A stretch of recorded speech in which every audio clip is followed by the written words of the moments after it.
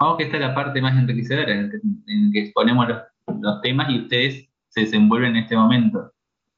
Recuerden que después todas las otras modalidades van a ser oral y de presentación de ideas, en la que, al contrario, van a ser evaluados. Esta es una instancia no evaluativa, ¿sí? Pero,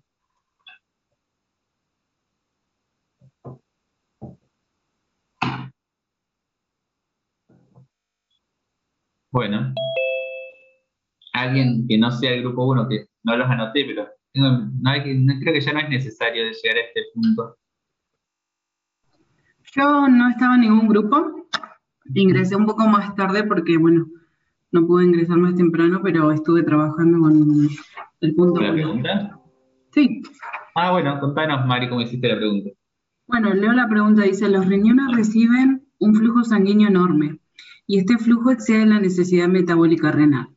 Ujú. El punto A, conociendo que el flujo sanguíneo renal es en promedio 1,1 litros por minuto, calcule qué porcentaje del gasto cardíaco irriga los riñones. Bueno, para hacer este punto, dice que esto se denomina fracción renal, Bien. sabiendo que el volumen minuto cardíaco o gasto cardíaco es de 5.600 mililitros por minuto, Ujú. que sería el 100%. Hice una ecuación Una regla para de saber qué 300. porcentaje era el 1,1 litros por minuto. Bien. Y me dio 19,64%, o bueno, sería el 20%, Ujú. o no me acuerdo de dónde saqué. Creo que la hice de dos maneras también, o sea, fracción renal, creo que este lo saqué de algún teórico o algo por el estilo, Ujú. que en realidad es lo mismo, que la fracción renal es igual, ahí es una fracción, el flujo sanguíneo renal, que nos da el dato de 1,1, dividido Ujú. el gasto cardíaco, que es de 5.600 mililitros, Está bien. y me da Bien. 0,19, que representaría el 20%. Bien, de todas maneras, entonces ahí vos tenés la magnitud, o sea, el gran porcentaje del gasto cardíaco que recibe el riñón en una persona en su estado basal, ¿sí? No es que estamos hablando de que tenga, no sé, una condición de ejercicio o una condición en la cual haya una tasa metabólica mucho más alta, sino que una persona totalmente basal, recibe el 20% del gasto cardíaco al riñón, ¿sí? Y esto quiere decir que no solamente ustedes tienen que buscar otros conceptos como vincular parte del consumo de oxígeno que tiene el riñón, ¿es realmente alto o a qué se debe ese consumo de oxígeno alto que tiene el riñón? ¿Sí? Es como para ir cuestionándose esos factores, ¿sí? Bien. Ahora, ¿qué más vi de la segunda, de la B?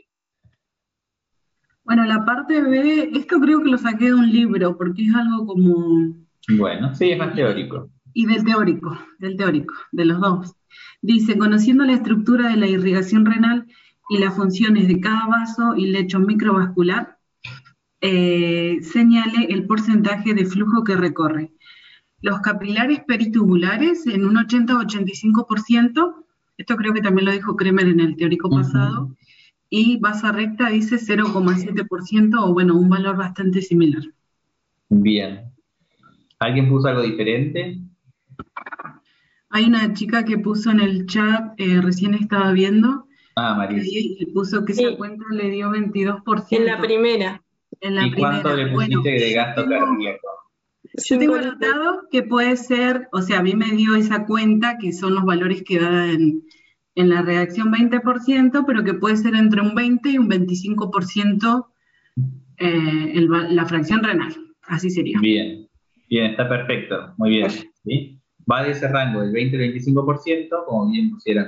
Y depende según también qué pusiste de como gasto cardíaco, porque acuérdense que nos manejamos dentro de rangos, ¿sí? Aunque digan que también que el gasto cardíaco va de 5 litros minuto a 6 litros minuto, cualquiera dentro de ese rango va a estar dentro de este porcentaje, ¿sí? Disculpe, Bien, profe, que justo no logré escuchar muy bien. ¿Cuánto era el porcentaje de los basa recta entonces? ahí te repite Mari. 0,7 Bueno, sería de gracias. Capilares Bueno, peritubulares 80-85 y basa recta 0,7%. bueno, ahora ya sé qué pusiste, Mari.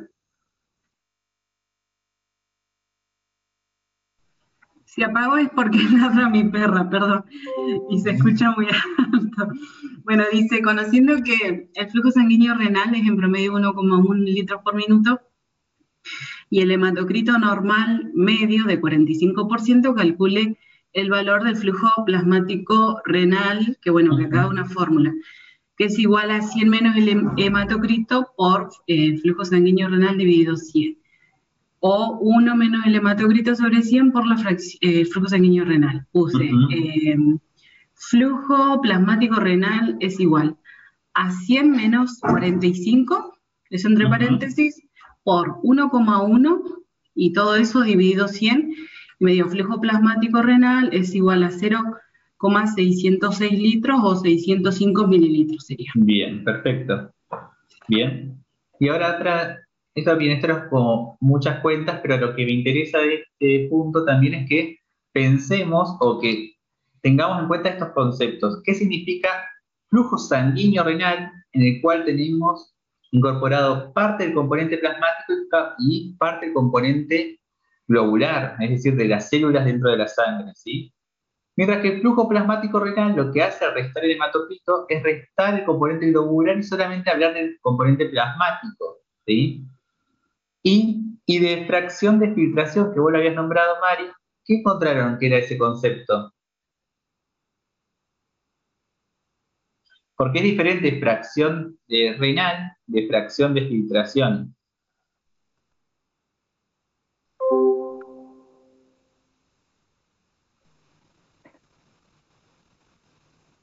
La fracción de filtración, profe, sería lo que se filtra del flujo plasmático renal. Ujú. Profe, Bien. ¿es lo mismo que la tasa de filtrado glomerular? No, no es lo mismo que la tasa de filtrado glomerular. Esto muestra una relación. La fracción renal es una relación y la fracción de filtración es una relación. Que entre lo que incluye la fracción de filtración es la tasa de filtrado glomerular. ¿Alguien vio eso? Lo explicaron bastante en el teórico. Profe, disculpe que lo interrumpa, pero yo entendí más o menos como que la tasa de filtración glomerular tiene que ver más que nada con todo lo que es la membrana y el coeficiente de filtración. Bien. Mientras que la fracción de filtración tiene que ver con la tasa de filtrado glomerular y con el flujo plasmático renal, que es lo que le llega. Perfecto. Está perfecto. Entonces sería como un porcentaje de lo que se filtra de ese flujo plasmático renal. Bien, bien. Es así la definición. Muy bien. Estamos hablando de una relación que existe entre la tasa de filtrado glomerular y el flujo plasmático renal, ¿sí? Entonces habla de esa relación. Mientras que la fracción renal tiene que ver con la relación que existe entre el flujo sanguíneo renal y el gasto cardíaco, ¿sí? Bien. ¿Dudas de este punto? Profe, entonces la fracción de filtración sería la relación entre la tasa de filtrado glomerular y el flujo plasmático renal. Flujo plasmático renal, sí. Ah, bien. Gracias. Bien.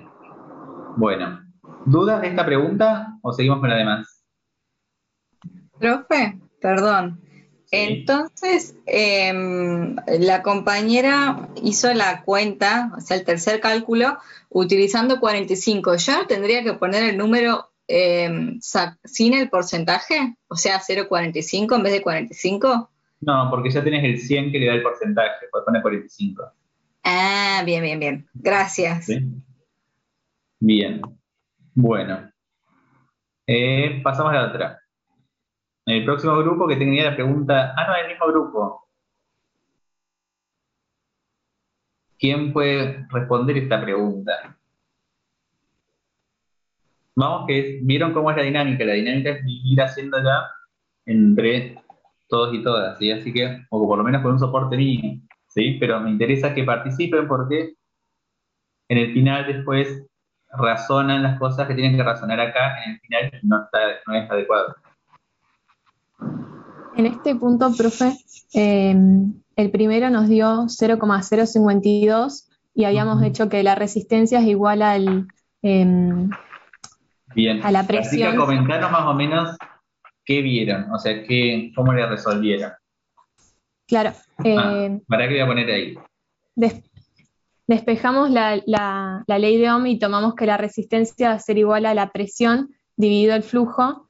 Entonces, como presión de la arteriola aferente consideramos 58 y lo dividimos por 1100 mililitros por minuto y ahí nos dio 0,052. Y después, para el segundo punto, como había que restarle el 12%, que es lo que se pierde de alguna manera porque es lo que se filtra, el flujo pasó de 1100 a 968 y la presión en vez de 58 tomamos 52. Entonces hicimos 52 dividido 968 y nos dio 0,053, o sea, prácticamente lo mismo la resistencia en las dos. Bien, Francisca, ¿se entendió eso? ¿Entendieron? Yo no, muy bien. Las presiones que tomaron. Es esto, miren, yo voy a ir ayudándolos acá. Espero que se vea, porque esto de no tener pizarrón es medio dificultoso. ¿Ustedes vieron cómo es la ley de Ohm? Q es igual a Es igual P a diferencia de presión sobre resistencia. Bien. O si ustedes lo despejan, es presión. Bueno, esto es mi pulso. Flujo por la resistencia. Así es nuestra ley de Ohm. Al despejar parte de esto, vos querés despejar ¿sí? Entonces queda que la presión es igual, la presión sobre el flujo es igual a la resistencia, ¿sí? ¿Así hicieron el despeje? Sí. Bueno, ahora, ¿qué pusieron acá de valor en la arteriola aferente? Acá te lo da que el flujo sanguíneo renal a nivel de la arteriola aferente es de 1,1. Sí. ¿Sí? Ahora, de presión, ustedes tienen que poner la presión a la cual se encuentra en este sector, en la arteriola aferente, en el cual, a ojo, puede llegar a ser desde cercano al 60, 58, supongan, ¿sí? Entonces dividen 58 y de 1,1 y le da la resistencia, que a sus compañeros les dio 0,0 porque pusieron el litro por minuto en mililitros por minuto, que no está mal, pero es otra forma de expresarlo, ¿sí? Y tienen que tener en cuenta esas unidades en este momento, ¿sí? Profe, pero la presión ahí no sería, o sea, ¿no es un rango? Como que el extremo está cerca del 100, un extremo, y el otro cerca de 50, ¿o no? ¿Vos decís una diferencia de presión entre esto y esto? Claro. No, porque estamos agarrando un punto nomás, ¿sí? Estamos agarrando este punto. ¿Cuál es la resistencia en ese punto inicial? ¿Sí? No estamos viendo la resistencia que hay en ese trayecto, sino ahí, en ese sector determinado. Entonces por eso pongo esa presión, ¿sí? Profe, Ok. igual, Sí. si se tomara en cuenta una diferencia de presión, también darían muy similares la resistencia en la arteriola aferente y eferente. También dan lo mismo, ¿sí? Pero si uno pone el punto ese exacto, ese es, busca esa presión, ¿sí? De todas maneras, podés graficarlo como una diferencia de presión entre un trayecto y el otro, que no está mal, pero para hacerlo más simple, te lo puedo explicar de todas maneras eso, ¿sí? Pues, gracias. Bien. Y en el otro punto les di una resistencia una vez que en este capilar glomerular, ¿por qué le restó? Dice, la pregunta dice, el flujo sanguíneo ha sido modificado por su paso por el glomérulo en 12%.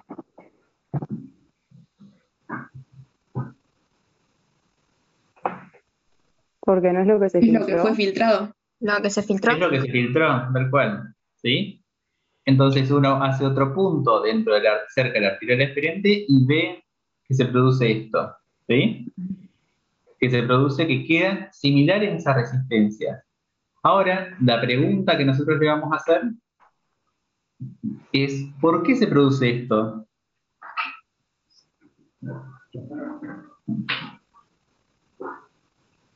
¿Qué pudieron ver de esto?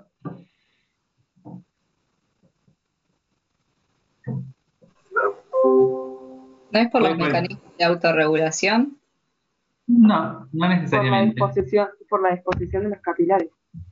A ver, ¿quién dijo eso? Yo, Aileen. Aidín. Bueno, Aidín, Sí. está muy bien lo que dijiste, pero fundamental un poco más. ¿Qué disposición tienen esos capilares?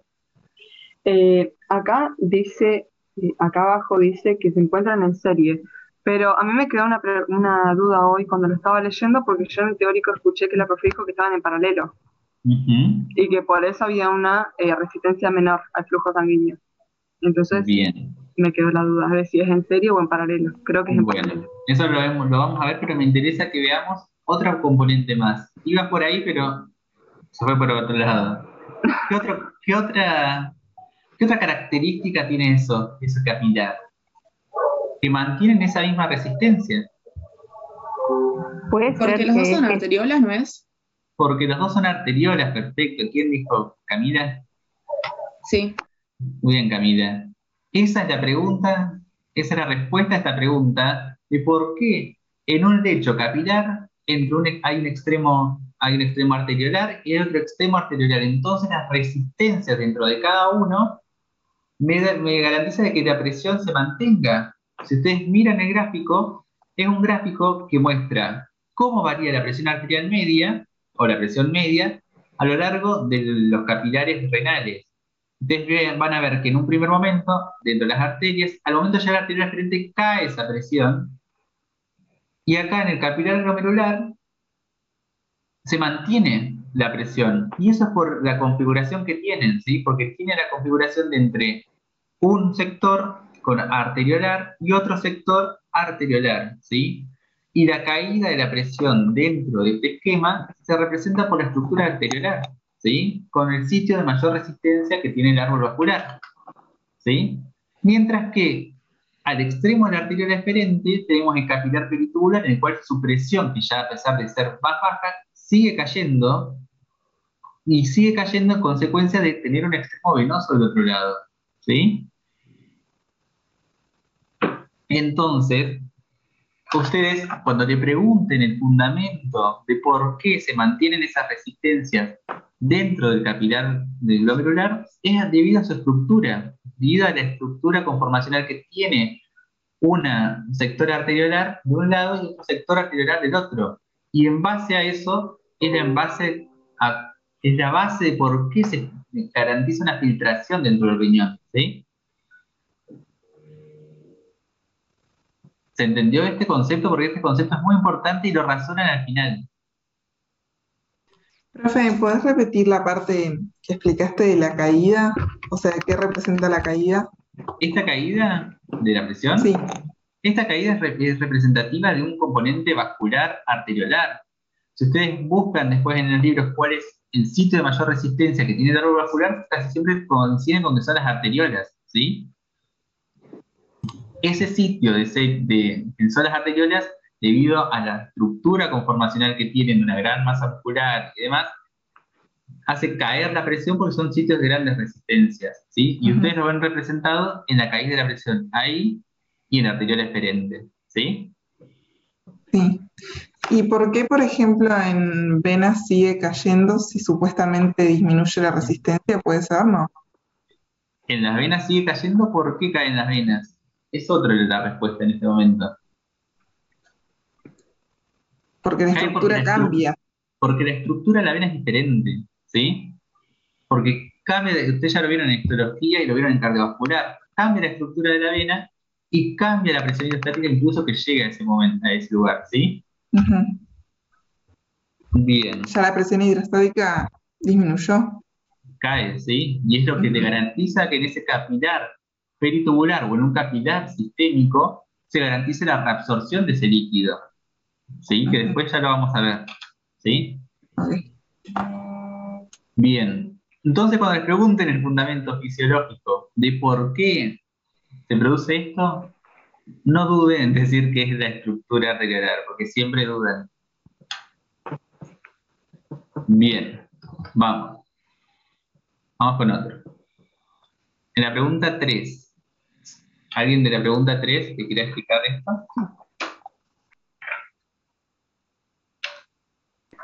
Hola, profe, ¿qué Oh, tal? hola Camila. Bueno, leo la consigna. Dale. Dice, en el punto anterior se especifica que el flujo sanguíneo renal se modifica al pasar por el glomérulo. Dice, ¿qué proceso determina esta modificación? Bueno, nosotros pusimos que es la filtración. Bien. Después, el Perdón, inciso ¿ustedes B Camila no dice, habían hecho un gráfico o algo? ¿Querés sí, compartir? pasa el gráfico está abajo. Profe, teníamos un dibujo del libro, si me deja compartir un Bueno, momento, así queda más dale. representado también. Para que saco mi compartir pantalla. ¿Quién la va a compartir? ¿Vos, ¿Vos, Carlos? Sí, yo la comparto. Bueno, dale. Compartir tu pantalla si quieres.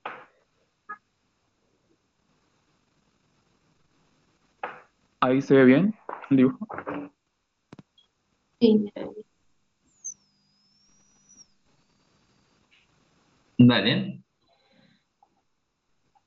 Bueno, el inciso B dice, este proceso está determinado por las mismas fuerzas de Starling que participan en los capilares sistémicos.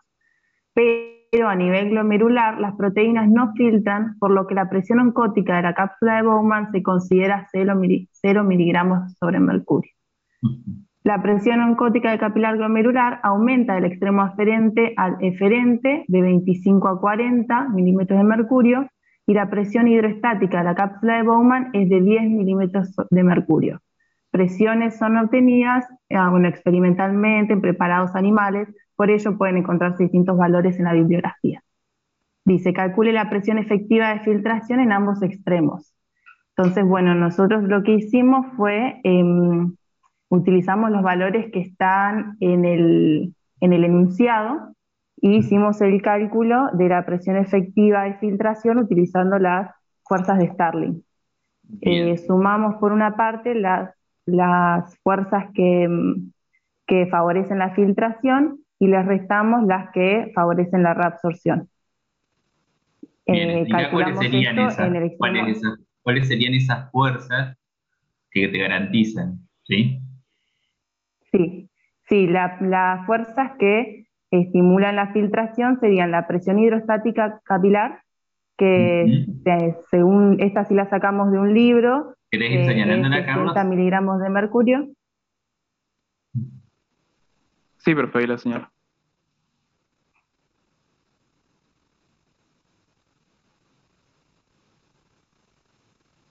Bien. Esa.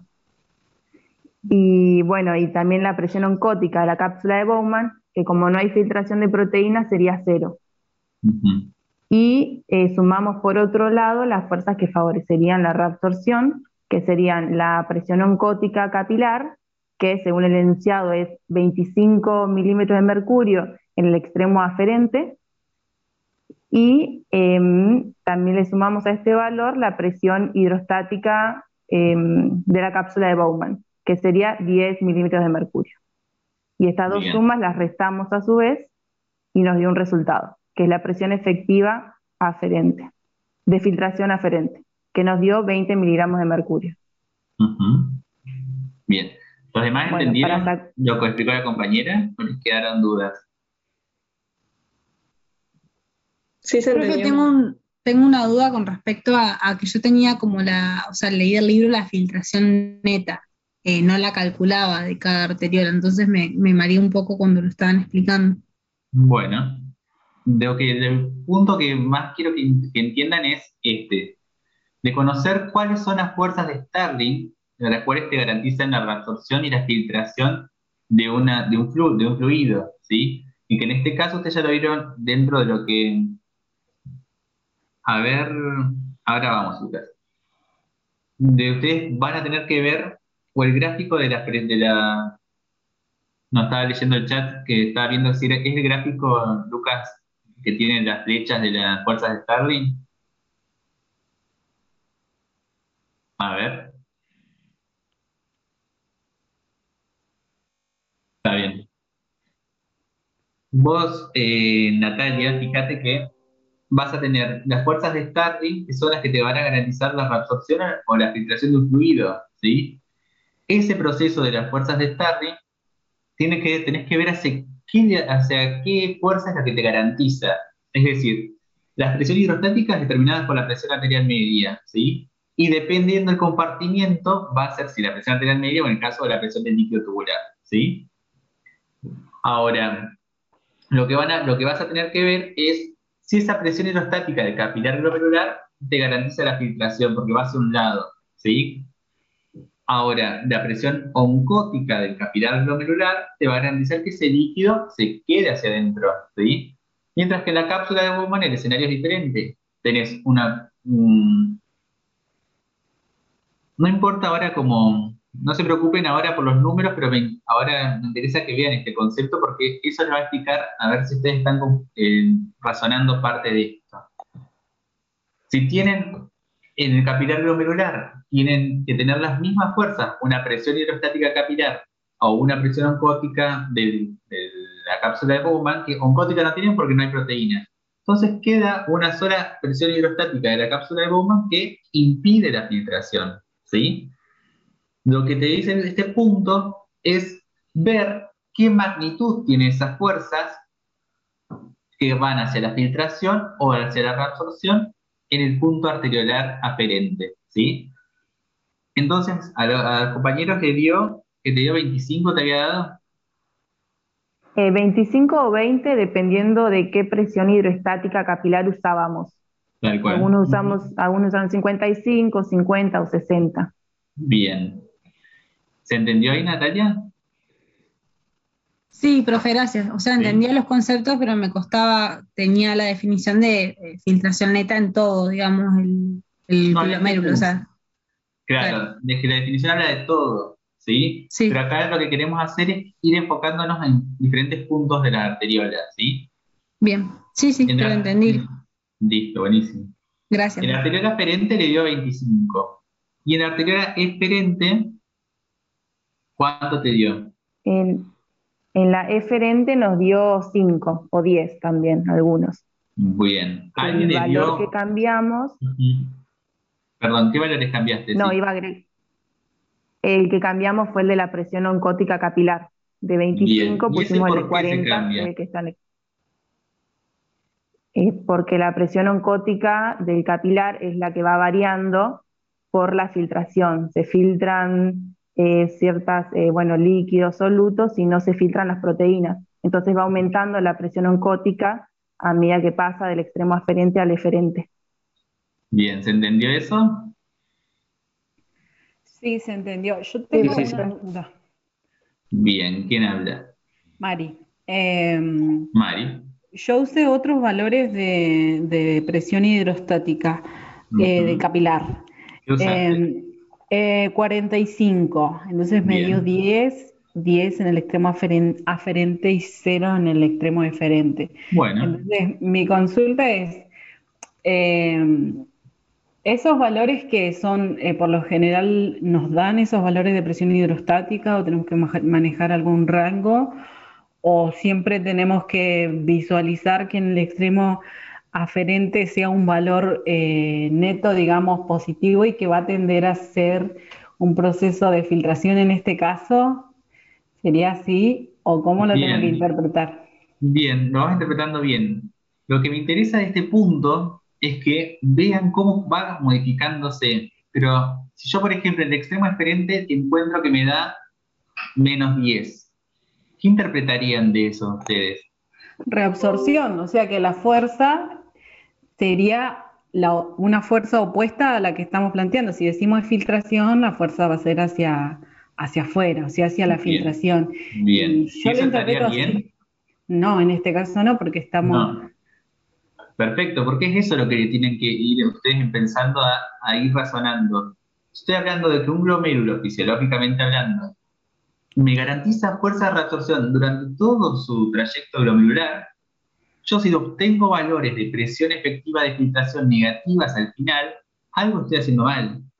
O algo no estoy explicando bien de manera correcta. ¿Se entiende? Porque lo que te garantiza esta disposición arteriolar, un capilar glomerular penetrado, con su membrana basal glomerular, con su membrana basal glomerular, con los podocitos, hace que tenga que garantizar la filtración y el fundamento por lo cual lo hago son estas presiones, ¿sí? Y si yo lo quiero corroborar, hago estas cuentas de la presión efectiva de filtración para poder corroborarlo perfectamente. Entonces ustedes pueden ir partiendo de un punto, desde la estructura del capilar glomerular y la arteriola deferente y eferente, e ir trasladándolo hacia todos los demás sistemas, o ejemplos, o sistemas y cuentas que ustedes pueden demostrarlo. ¿Sí? ¿Se va entendiendo? Sí, sí, sí. Bien, ¿y el gráfico quién lo presenta? Ahí está. Pero qué velocidad. Bien. ¿Cómo querés explicarlo, Camila? Bueno, en el gráfico lo que había que hacer era poner las presiones efectivas de filtración que habíamos calculado en este gráfico de ejes. La línea horizontal marcaba 0. Entonces, bueno, al colocar ahí en el eje horizontal había que poner el extremo aferente y el extremo eferente. Y bueno, al marcar las dos presiones efectivas de filtración, obtuvimos esa recta, que están ambos valores por encima de 0. Nuestra conclusión fue que únicamente había filtración en el glomérulo y no reabsorción. Perfecto. Sí que esta filtración iba Es una disminuyendo. pregunta de final, ¿sí? Entonces vean todo lo que uno tiene que ir razonando la obra, ¿sí? ¿Entienden? A mí me gusta mucho Renal, así que soy medio pesado. Pero, ¿se entendió esto? ¿O de quedan dudas?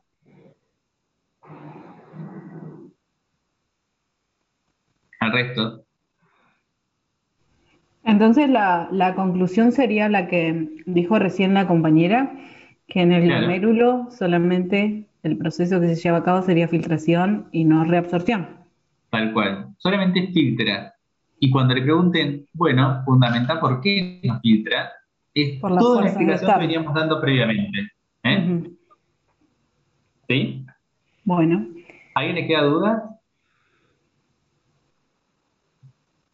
Bueno, seguimos. ¿Qué pasa en los capilares sistémicos? No, faltan los capilares sistémicos.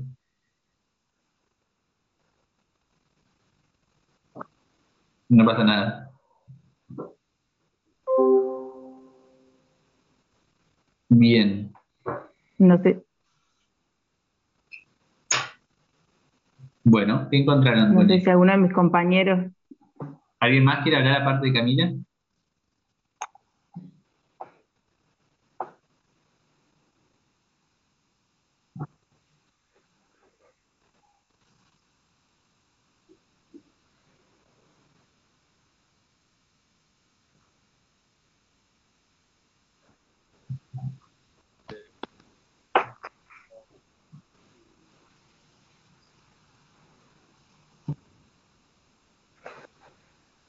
Ujú.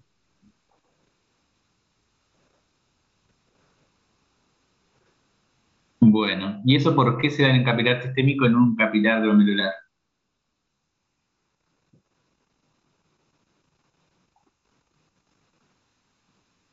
¿Y la fundamental por cuál es? Por la estructura de los vasos. Por La estructura y del función de la vaso. misma. Por las Perfecto. arteriolas. Porque tenés en un extremo arteriolar y en el otro tenés una vénula. ¿Sí? Entonces, ahí te muestra cómo cae esa presión hidrostática, y la que se mantiene es la presión oncótica, que se mantiene porque en realidad se concentra relativamente esas proteínas dentro de la luz. ¿Sí?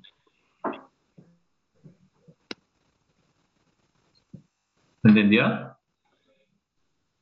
Bien, bueno, pasamos al otro. Bien. Vamos a ver. Bien. Acá yo había hecho parte del gráfico que habían elegido ustedes, está bien. Y acá esto es el gráfico final, o un gráfico final que puse acerca de cómo varía la presión hidrostática del capilar glomerular en función de la longitud del capilar. Esto lo que está dentro del área esta rosada es la presión neta de filtración, y esta es lo que quería explicar con esta curva. este aumento de la presión hidrostática, perdón, de la presión colidosmótica del capilar se va en relación a que se está filtrando parte del contenido plasmático, concentrando relativamente las proteínas dentro de esa luz capilar, ¿sí? Por eso se ve ese aumento. Y que, a diferencia del otro, acá vemos, a la diferencia de un capilar sistémico, vemos que se produce una caída de la presión hidrostática de un lado arteriolar hacia el otro lado venoso, pero la presión oncótica levemente se va manteniendo relativamente constante. Seguramente no es una línea recta, pero se mantiene constante debido a que el contenido del plasma se filtra en un primer momento y se reabsorbe en el segundo, ¿sí? Bien, yo sé que nos estamos pasando de la hora, ya son las 9:30, ¿sí? Pero seguimos, ¿te parece? Sí, profe. Listo. Bueno, Bien, vamos con el próximo grupo. ¿Quién tiene la pregunta número 4? Yo. Bueno, dale, Aileen, ¿querés explicarnos qué entendieron por respecto a esto? Sí, no sé si alguna... ahí están los gráficos. Bueno, explico los gráficos directamente.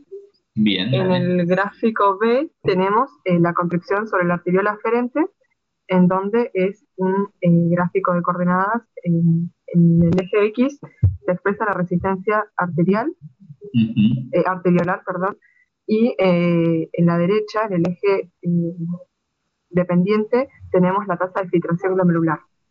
Y en la izquierda tenemos la tasa de filtración glomerular y en la derecha el flujo plasmático renal. Podemos ver que a medida que aumenta la resistencia de la arteria, el flujo plasmático renal va a disminuir, al igual que la presión hidrostática del glomérulo y al igual que la tasa de filtración glomerular. Bien. Y después, en el otro gráfico, tenemos la constricción Perdón, sobre la... ahí solamente hablaste del aumento, pero hay que ver cuándo cae la resistencia.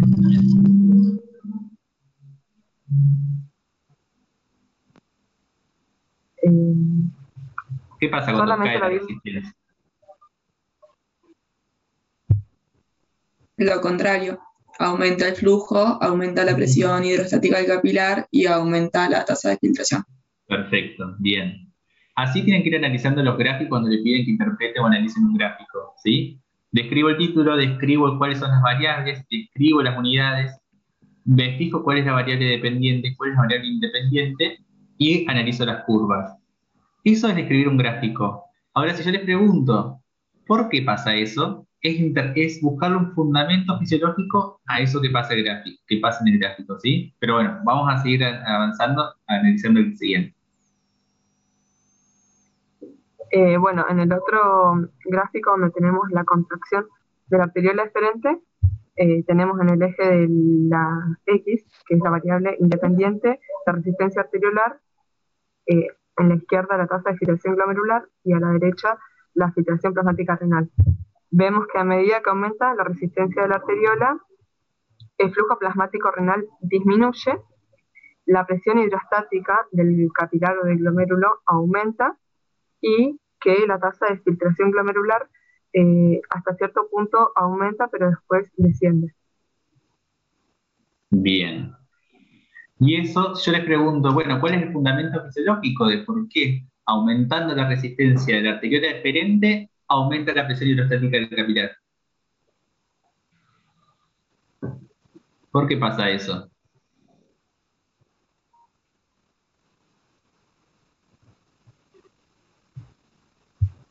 No solamente a Irina, sino a todos los que estaban en la sala.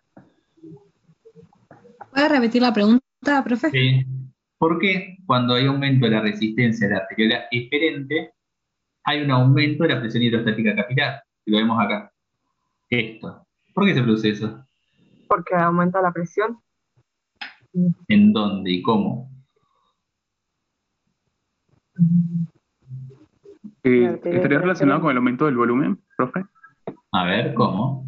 Dado que tenemos un flujo constante que va de la arteriola aferente a la eferente, se supone que eso siempre va sin obstrucciones. Cuando nosotros hacemos una obstrucción en la arteriola eferente, significa que estamos cerrando como la llave de paso y tenemos acumulación de volumen en una misma región. Por ende, Bien. tenemos aumento de la presión. Perfecto. ¿Sí? Esa es una explicación simple acerca de cómo se produce ese aumento de la presión hidrostática capilar. ¿Sí? Está muy bien lo que explicaron, ¿sí? Y tengan en cuenta que este gráfico es muy didáctico, pero solamente te dice lo que pasa con cada una de estas variables si solo se afecta una de ellas. Es decir, si solo se afecta la arterial aferente o si solo se afecta la eferente, ¿sí? Pero está muy bien como lo explicaron, ¿sí? Así tienen que ir acostumbrándose a describir un gráfico y a poder interpretarlo o fundamentar por qué tiene esa forma la curva, ¿sí? Esos ejercicios tienen que ir empezar haciéndolo, ¿sí? Bien, vamos con la pregunta 5. ¿Una pregunta? Sí, Francisca. Sí, Justina también quería igual. Bueno, pregunten. No, yo me quedó la duda de por qué la tasa de filtración glomerular aumenta, pero después como que se mantiene constante, como que eso no me terminó de cerrar. Bien. ¿Por qué cae después? ¿Y después por qué cae en ese primer momento? Eso en un primer momento te vas a tener que la presión hidrostática, la tasa de filtrado glomerular en este primer punto aumenta porque vos estás contrayendo la arteriola eferente. Si vos contraes esa arteriola eferente en ese primer punto, haces que que el flujo plasmático que está dentro de ese capilar glomerular se mantenga más tiempo por ese momento. Al mantenerlo más tiempo por ese momento, tu presión hidrostática capilar en ese primer momento va a aumentar. Entonces tenés un punto más de tu fuerza de Stirling en el cual va a mejorar tu filtración, ¿sí? Entonces tu tasa de filtrado glomerular va a ser un poco más elevada, ¿sí? No quieres después, ¿por qué se produce esa caída?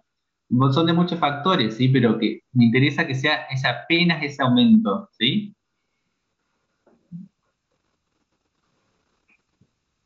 Está bien, gracias, ¿Sí? profe. Bien. Como que Bueno. entonces tenemos que interpretar que la caída posterior ya se debe a como que se están involucrando otros mecanismos Otros ajenos al mecanismos, gráfico. ¿sí? Porque viste que están señalados esas partes, pero se recortaron, ¿sí? Profe, perdón. En el libro también dice que, digamos que la primera parte sería que aumenta la tasa de filtrado glomerular porque domina el aumento de la presión hidrostática. Perfecto. Y después disminuye porque domina la disminución de el flujo De la presión plasmático. oncótica. ¿O por qué? Dice que en resistencias más altas la tasa de filtrado glomerular disminuye porque domina, digamos, la disminución del flujo plasmático renal. Sí, serían como también otros mecanismos en los cuales están involucrados, ¿sí? Pero interesa que analicemos en un primer momento y después analizamos un segundo, ¿sí? Pero está bien la respuesta a eso. Bien. Vamos a avanzar un poco más rápido porque estoy quedando con los conceptos. La pregunta número 5 habla de esto. Yo le voy a leer una parte nomás. Dice que los experimentos modificando la presión de perfusión renal en ausencia de innervación simpática con bloqueantes mecanismos de mensajeros extrínsecos mostraron que tanto el flujo sanguíneo renal como la tasa de filtrado glomerular se mantienen constantes. Por lo tanto, en ausencia de influencias extrínsecas, los mecanismos intrínsecos renales son capaces de autorregular estos dos parámetros, regulando principalmente la resistencia de la arteriola aferente ante aumentos de la presión arterial, y en el rango de la baja de la presión arterial también responde la eferente. Dice, la autorregulación del flujo renal no dependería de mecanismos vinculados al metabolismo renal, ya que la tasa de extracción renal de oxígeno es relativamente pequeña. Ahora, esta oración lo que te nombra son diferentes mecanismos, o sea, diferentes conceptos. ¿Qué entendieron por el concepto de autorregulación? ¿O qué entienden por el concepto de autorregulación? Los cambios en la presión sistémica no van a afectar tanto al flujo renal, ya que tiene distintos mecanismos, tanto intrínsecos como extrínsecos. Bien. Claro, Este gráfico representaría dentro de determinado rango, perfecto. Este gráfico representaría la autorregulación? Sí. Bien, perfecto, ¿sí? Entonces, si ustedes tienen que definir, si esto es la autorregulación de flujo, este gráfico lo representa. Entonces, ¿ustedes podrían definir la autorregulación de flujo leyendo este gráfico? ¿Se entiende la pregunta? No. ¿Puedes repetir? Sí. Perdón. No, no hay problema. Acá dijimos que este gráfico representa la autorregulación del flujo, ¿sí? Entonces yo les pregunto si ustedes podrían armar una definición a partir de interpretar este gráfico. Podríamos decir que la autorregulación es un proceso en el cual se intenta mantener estable el flujo sanguíneo a pesar de cambios en la presión arterial por medio de ciertos mecanismos dentro de cierto rango de valores. Bien, Agustina, perfecto. Entonces ustedes ven ahí cómo los gráficos te resumen información y hasta podés definir conceptos. Entonces, en la autorregulación del flujo, ustedes no pueden dejar de decir que lo que se mantiene constante es el flujo sanguíneo en el riñón, a pesar de cambios en la presión arterial media, ¿sí? Esa es la definición de autorregulación y es la definición que les van a preguntar en cualquier final, ¿sí? Y si ustedes no se lo acuerdan, van a ese gráfico e interpretan ese gráfico, ¿sí? Bien. Dice, analice el gráfico, ¿qué valores pusieron?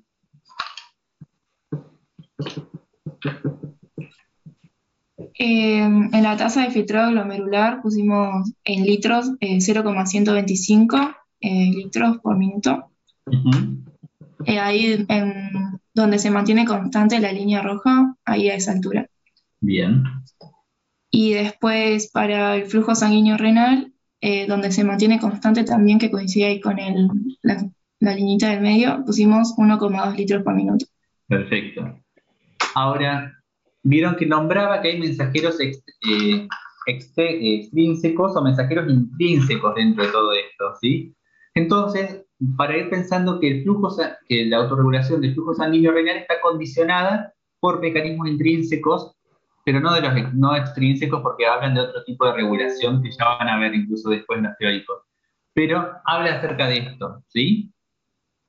Vayan prestando después, cuando vean autorregulación o lean en los libros, qué mecanismos son los que garantizan el aumento de la resistencia entre cada una, entre anterior, aferente y exferente, y vamos a ir viendo, ¿sí? Bien. ¿Dudas con respecto a autorregulación? Estoy yendo un poquito más rápido porque ya es tarde y se me va la hora. No, profe, todo bien. Bien. Ahora, este gráfico sí me interesa que lo vayamos viendo.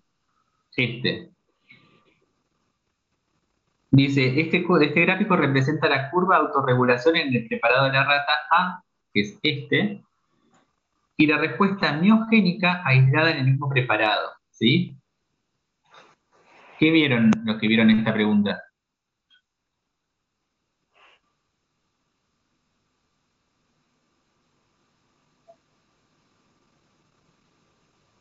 Yo no entendí muy bien, nos había tocado esta pregunta, si el gráfico se refería a lo mismo, porque los dos gráficos, porque el primero decía el flujo sanguíneo renal y el segundo decía solamente el flujo, entonces no sé si se refería al flujo sistémico o también al flujo sanguíneo renal.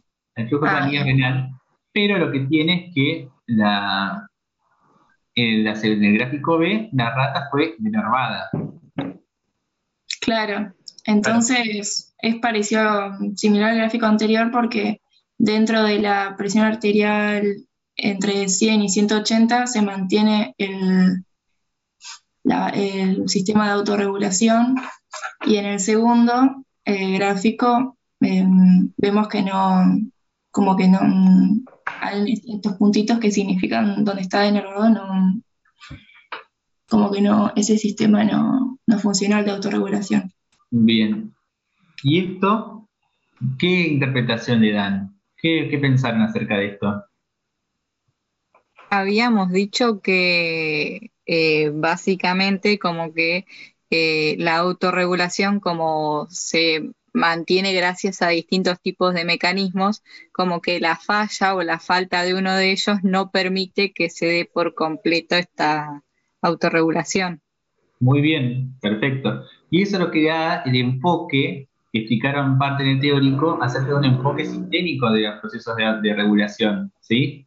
En el cual, si bien el mecanismo miogénico parece que es un mecanismo en el cual la distensión de la pared del vaso genera constricción, ¿sí? En el caso de que sea un aumento de la presión arterial, pero se ve que también otros mecanismos son los que modulan esa respuesta, ¿sí? En este caso, la inervación simpática, ¿sí? Esto también es punto de partida para ver cuáles son los mecanismos que regulan la autorregulación del flujo, para que después vayan ir viendo, ¿sí? Vamos al otro. ¿Qué vieron desde este grupo? Me interesa que veamos lo de las fuerzas de Stirling a nivel de la reabsorción.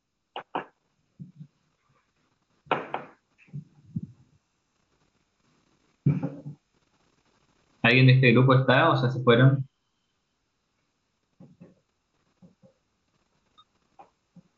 ¿Alguien que lo haya hecho?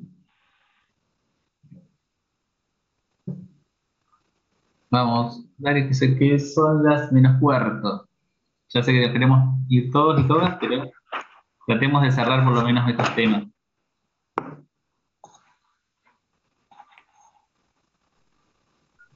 ¿Nadie? Sí, ahí no. Espérame que leo A ver, Camila. la consigna. Dale. Bueno, en el primer punto había que identificar. Ah, no, mentira. El 6. Ah, el del gráfico, digo. El gráfico, me interesa más las fuerzas de Está Stirling. bien, está bien. Identifiquen el modelo de las presiones que participan en la reabsorción hacia los capilares peritubulares. Entonces marcamos en la parte, digamos, de abajo, al lado del túbulo, las fuerzas serían la de 20, bueno, en realidad y la de 15 también, porque los dos extremos, que es la presión hidrostática y la oncótica del capilar, 37 y 25, y la oncótica del túbulo y la hidrostática del túbulo, que serían la 8 y la 6. Después el punto 2, dice, la B, señala las fuerzas de Stirling que participan en el movimiento de agua entre el túbulo y el intersticio.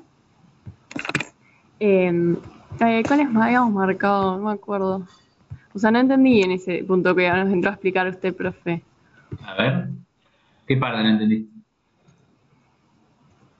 Porque dice entre el intersticio. Ah, o sea, la dirección de las fuerzas. Es la dirección de la fuerza. O sea, la presión oncótica, la presión hidrostática del capilar, del capilar va a impulsar a la filtración y la oncótica del túbulo. Bien. Mirá, vamos a ir viendo, miren este gráfico. Este gráfico muestra lo que parte dijo la compañera, ¿sí? Tenemos la luz tubular y la luz del capilar peritubular, ¿sí? Vean cómo cambian esas presiones dentro de este capilar peritubular, ¿sí? En el cual vamos a ver, o puede ser parte de este, tenemos luz, el capilar peritubular, luz tubular, ¿sí? El capilar peritubular tiene una presión hidrostática capilar de 20 a su inicio de un extremo de absorción, perdón, en un extremo, y termina con uno de 15, ¿sí? Esta fuerza hidrostática del capilar peritubular, ¿hacia dónde va? ¿Hacia la reabsorción o hacia la filtración?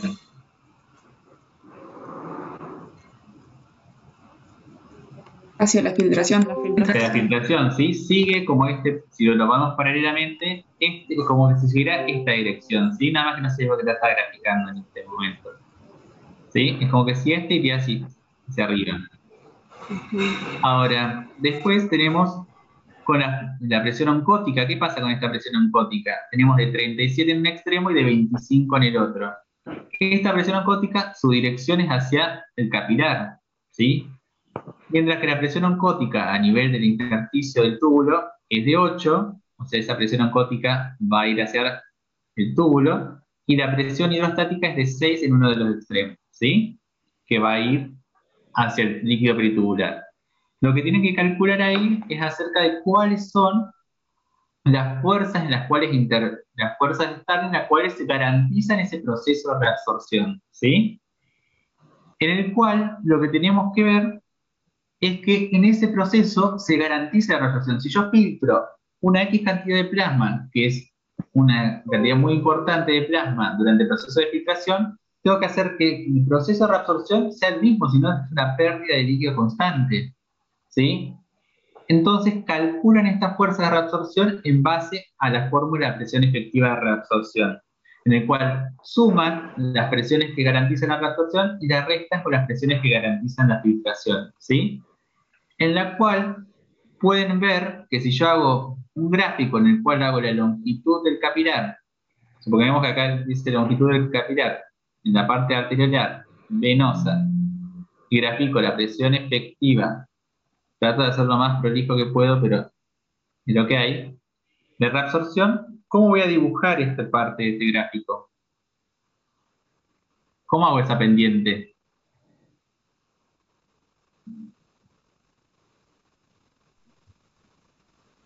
¿Hay alguien por ahí? ¿Cómo voy dibujando La línea esa que pendiente? marcó usted no sería 0 y Esta es en 0. el extremo arteriolar está más abajo y va subiendo hacia 0. ¿Paso el 0 o no? No, No, no paso. Quedaría algo así, graficado horriblemente, pero lo que te interesa es ver la dirección que toma esa pendiente, ¿sí? En el cual no atraviesa, no se filtra parte de ese líquido nuevamente, ¿sí? Desde el capilar peritubular, sino que esas fuerzas garantizan esa reabsorción, ¿sí? Bueno, les dejo como parte de todo. ¿Se entendió este concepto? Les dejo como para que lo reflexionen y si quieren después me van a escribir, me escriben por Pelco, no tengo problema, acerca de por qué cae la presión hidrostática capilar en ese lugar y por qué la presión oncótica es mayor en ese momento, ¿sí? Así que vayan empezando eso o anótenselo para ir viendo por qué cae en esa presión y búsquenle un fundamento a eso, ¿sí? Me interesa que lleguemos a ver algo de filtrado de los productos que se filtran. Este lo dejamos para lo último. Me interesa ver este. Antes de que se vayan todos y todas de la sala. ¿Alguien de la pregunta, de la última pregunta? Acá, profe. Bueno, Yamil, ¿querés explicarnos qué viste de esto? Sí, sí. Bueno, en el gráfico vamos a entonces identificamos en el eje, digamos, de lo que sería el X, a la variable independiente, en este caso, digamos, serían las distintas porciones de la nefrona, y en el eje de la Y, que sería la variable dependiente, a lo que sería la fracción remanente del fluido tubular. Bueno, y ya arriba, digamos, hay como un dibujito de la nefrona y de las distintas porciones. Bien. Lo que identificamos al principio, en este caso en lo que sería el túbulo proximal, vamos a ver de que hay como una reabsorción completa de lo que sería la glucosa, si nos fijamos, como que desciende. Eso quiere decir de que, bueno, la glucosa se filtró en un principio y luego se reabsorbió totalmente. Bien. Después, bueno, si analizamos en el número 1, vamos a tener lo que sería la inulina y la creatinina, que en este caso van a tener como, o sea, eso indica de que se filtró y de que se mantiene constante esa filtración. Eso quiere decir de que no hay una reabsorción, tampoco hay secreción, o sea, si bien hay como un poco en la creatinina, luego a lo largo del túbulo como que no va a haber no va a haber más, no va a haber reabsorción, no va a haber secreción tampoco, y bueno, nada, se mantiene. Después, bueno, si analizamos a la urea, en este caso vamos a ver de que va a reabsorberse en un 50% a nivel de lo que es el túbulo proximal, y bueno, lo mismo va a suceder en lo que sería el agua, los osmolitos y el sodio. En este caso va a haber una reabsorción. Después, si pasamos a lo que es el asa de Henle, vamos a ver de que justamente como es el área, digamos, donde el agua es donde, bueno, si hay una permeabilidad, digamos, en el agua, lo que va a suceder es, digamos, van a verse como esas curvitas ascendentes en lo que sería sodio, osmolitos y lo que sería urea, porque van a concentrarse más entonces como que va a haber un aumento. Ujú. Bueno, al menos eso pudimos interpretar igual. Bien. Y Lo que me interesa que sigan viendo es con respecto a esto, es que vean los siguientes comportamientos que tienen dentro de los diferentes túbulos, de los siguientes segmentos de la nefrona. Parte del túbulo contorneado proximal, como bien dijiste, hay una reabsorción de un montón, de la mayor parte de los solutos. La glucosa en su totalidad, ¿sí? Que si yo lo veo, no la veo en otra parte del túbulo, es una condición no fisiológica, ¿sí? Y después tenemos una reabsorción del agua, los osmoles y el sodio en un gran porcentaje por el túbulo contorneado proximal. La urea, como bien se reabsorbe, y vemos que estos dos componentes, que la inulina, que es un componente exógeno, y la creatinina, que es un componente endógeno, se filtra solamente y en ningún momento se reabsorbieron, ¿sí? Ahora, ¿qué pasa en el asa de Henle? Vean que hay comportamientos diferentes con respecto a la reabsorción que tiene dentro de los osmoles el sodio y el agua, a consecuencia de conocer cuál es la estructura que tiene el asa de Henle en cuanto a su conformación de permeabilidad al agua y de permeabilidad a los solutos. Eso, léanlo y vean cómo cambia la configuración de las células del túbulo contorneado con su permeabilidad. Y la urea, ¿qué pasa en este momento? ¿Alguien sabe por qué este aumento de la urea? Sí, lo que pasa con la urea es que en una parte, o sea, va a haber se va a producir lo que sería la recirculación. Es decir, que cuando va al túbulo colector va a ir al líquido intersticial y después va a ir a la rama ascendente, donde como se va a reabsorber. Por eso es que hay un pico.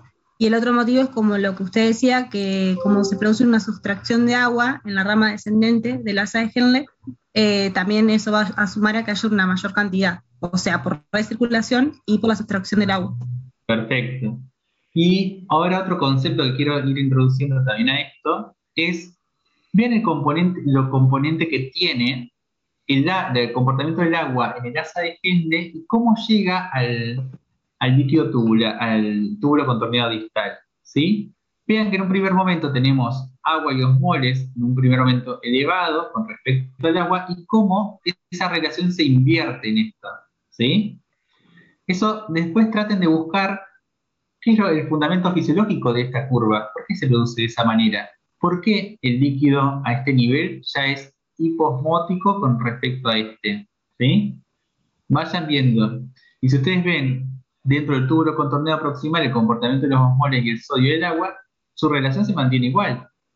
Entonces, mantiene una isosmolaridad que acá se distorsiona, ¿sí? Que fisiológicamente cambia, pero ustedes tienen que conocer el porqué de todo esto, ¿sí?